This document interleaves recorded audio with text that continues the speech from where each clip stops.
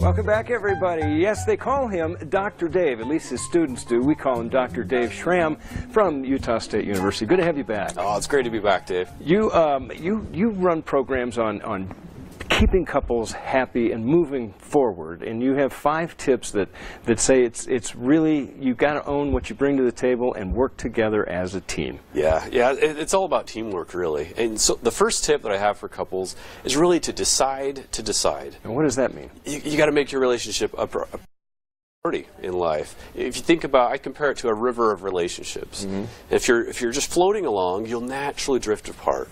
So couples really have to decide to make their relationship a priority, or other things will come, and there'll be distractions, digital distractions, for instance. My dad, when I was growing up, or when I was getting ready to get married, he did this with his fingers, and he crossed them over he had them overlapping, and he said, you've got your spouse, you can't just meet head to head. You've got to overlap and cover each other. Overlap, yep, you got to make a decision to work on the relationship. Mm-hmm. Mm-hmm. Oh, what's your second tip? Second tip is to improve we by starting with me. And what I mean by that is that I'm convinced that happy, healthy couple relationships really are about happy, healthy individuals. Mm-hmm. I call it a triple ripple, meaning that if we're growing, if there's gratitude, and if there's giving personally, then it ripples over into other areas of life, including the relationship. And so starting with personal well-being, am I happy? Am I healthy? Am I focusing on my own personal well-being? And that really is a first step to having a happy, healthy couple relationship. Gives you the ammunition to see it through. You said pursue the positive. Oh, man, pursue the positive. So in relationships, we focus on the 80% that we like rather than the 20% that bugs us. Is that the way it breaks down? About all relationships really have about an 80-20 ratio. Honey, I like more than 20% or 80% of you. Okay. Keep focusing on that, Dave, right?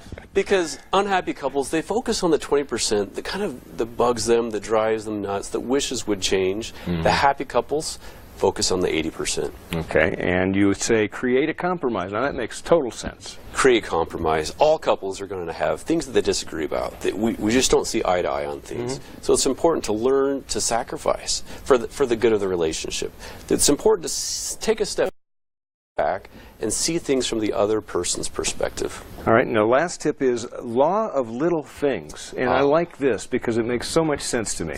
Yeah, it's really about the little things, Dave. The law of little things, it could be the text, right? Or the random acts of kindness, the service, the expression of gratitude, whatever it is, the law of little things. I'm convinced again that happy, healthy relationships, it's not the big things, it's not the big vacations, it really is the small little things that add up over time. It's like a diet or a savings account, right? That's right, yeah. You know, you don't see it all at once, but if you invest a little bit every day, you're going to get the results you want. That's exactly it. A little bit over time adds up.